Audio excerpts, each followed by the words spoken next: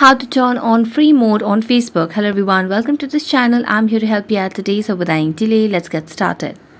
Now to turn on free mode on Facebook, as you tap on Facebook, what you'll be able to see is you can simply go to the settings option over here. So for that, you just need to tap on your profile and then select on the gear icon. And as you can see, there's no option of any free mode over here.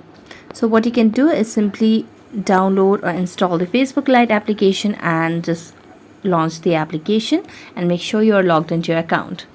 Now here what you can simply do is make a long press on the Facebook Lite application and then tap on app info. As you tap on app info, it will lead us to a new page where you will be able to see the option of clear data at the bottom right corner.